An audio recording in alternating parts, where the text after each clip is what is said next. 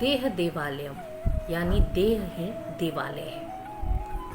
हमारे उपनिषद एक बहुत ही गहन सत्य प्रकट करते हैं।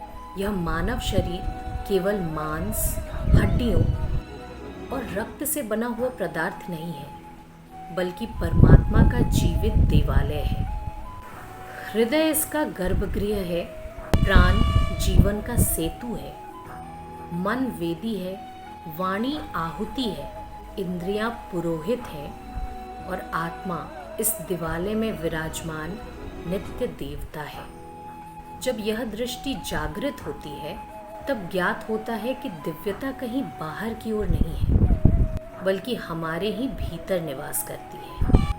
गर्भगृह, हृदय ही दिवालय का पवित्र केंद्र है। जिस प्रकार किसी मंदिर के गर्भगृह में देवता स्थापित होते हैं, उसी प्रकार हृदय गुहा में आत्मा का प्रकाशमान स्वरूप प्रतिष्ठित है।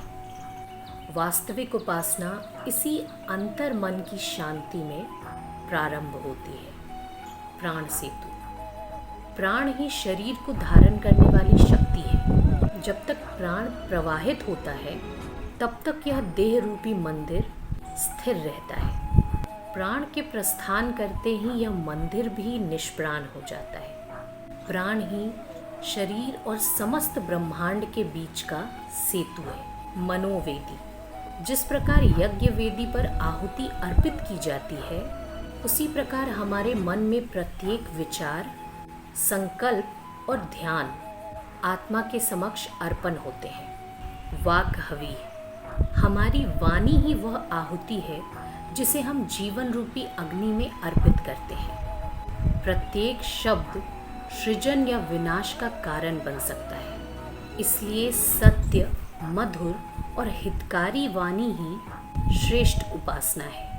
इंद्रियाणि ऋत्विजम, जिस प्रकार मंदिर में पुरोहित पूजा का संचालन करते हैं, उसी प्रकार इंद्रियां अनुभवों को आत्मा तक पहुंचाने का कार्य करती हैं। उनका उद्देश्य विश्व भोग नहीं, बल्कि जागरूकता और आत्मबोध की सेवा करना है।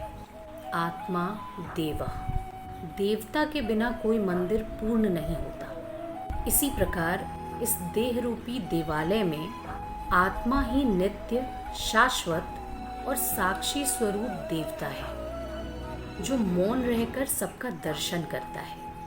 अंतर्यागः, जब साधक इस सत्य को जान लेता है कि उसका शरीर ही देवालय है, तब उसकी संपूर्ण जीवन यात्रा उपासना बन जाती है। प्रत्येक श्वास, प्रत्येक विचार और प्रत्येक शब्द आत्मा के प्रति समर्पित यज्ञ बन जाता है। यह शरीर केवल मांस और हड्डियों का ढांचा नहीं है, यह ईश्वर का जीवित देवालय है।